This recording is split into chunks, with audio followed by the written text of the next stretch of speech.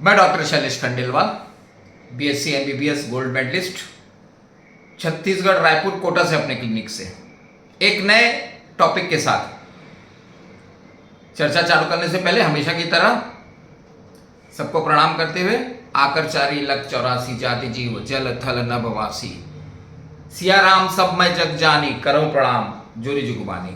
सभी जीव जंतुओं को, सभी सजीव वस्तुओं को प्रणाम करते हुए आज का टॉपिक है बुखार। आपने ये शरीर देखा है और अक्सर समाज में किसी न किसी को मौसम परिवर्तन से बुखार आ जाता है। अब बुखार का जो कारण है उसमें मेरा अपना एक एक्सपीरियंस है। जब मैं student medical college first MBBS में था, मेरा एक मित्र है, मेरा जूनियर है, वो अपने गांव मुझे ले जाता था। वहाँ एक जैन मुनि बड़े संत आया करते थे। अब वो ले जाता था तो मैं चले जाता था। अब वो एक बार ले गया, जैन मुनि शायद उनके यहाँ रुकते थे, जो भी कुछ रहा होगा, तो 2 मिनट उसने जैन मुनि जी के पास मुझे छोड़ दिया और कुछ काम से निकल गया। वहाँ लोग बैठे हुए थे, जैन मुनि आराम से बैठे हुए थे। वो कुछ वस्त्र धारण किए थे पर उनके मुंह पे ऐसा पट्टी था, मैं उतना नहीं समझ पा रहा था। अब स्टूडेंट था, उनको ध्यान से देख रहा था। उन्होंने भी एक नज़र मुझे देखा और बोला, कुछ सोच रहे हो आप? मैं बोला नहीं नहीं, मैं क्या सोचूंगा। पर वो शायद बहुत ज्ञानी थे, वो मेरे मन और दिमाग को पढ़ चुके थे। बोले पूछ लो पूछ लो।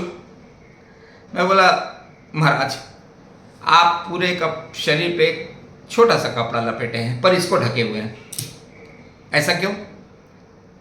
वो बहुत जोर से हंसे, बोले आर यू मेडिकल स्टूडेंट? मैंने बोला जी जी, मैं मेडिकल की पढ़ाई कर रहा हूँ। अब उन्होंने इंग्लिश में मेरे से पूछा एक question, what is the portal of entry in the human body of the micro organism? मैं हड़बड़ा गया, भैया ये एकदम ऐसा क्वेश्चन।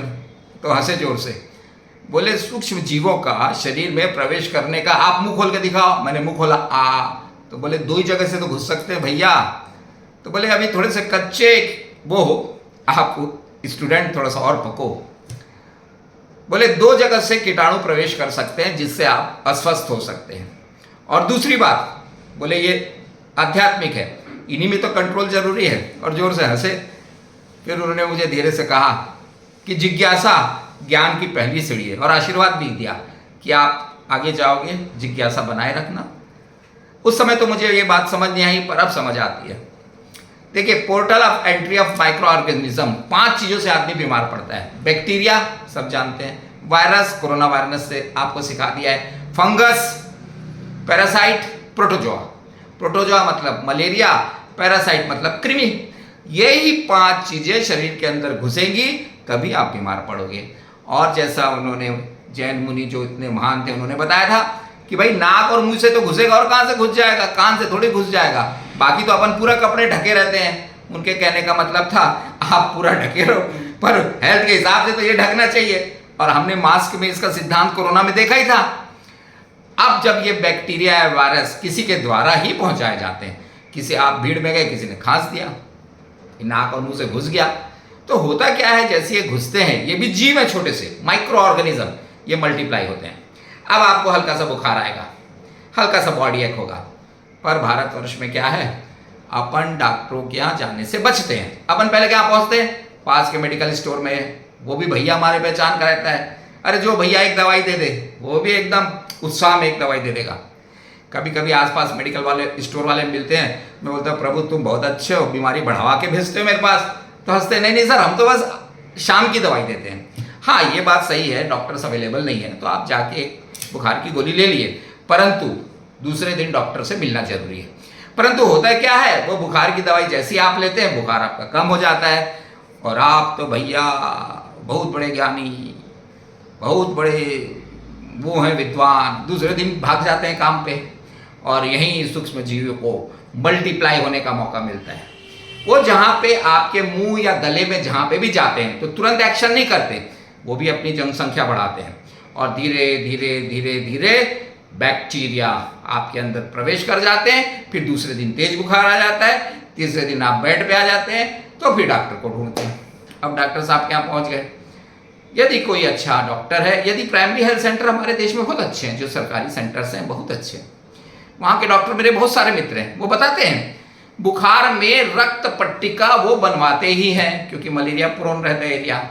तो जब भी बुखार में आए, हम लोग भी किसी आदमी को कहते हैं अरे भैया तू जांच करा ले, रक्त पट्टिका बना ले, तो उसका चेहरे का रंग उतर जाता है। अरे क्या डॉक्टर साहब खून वून जांच नहीं, 1-2 दिन देख लो। यहाँ सपोज का सिद्धांत नहीं है भाई, बड़े भाग से ये मनुष्य का तन मिला है, यहाँ सपोज नहीं चलता।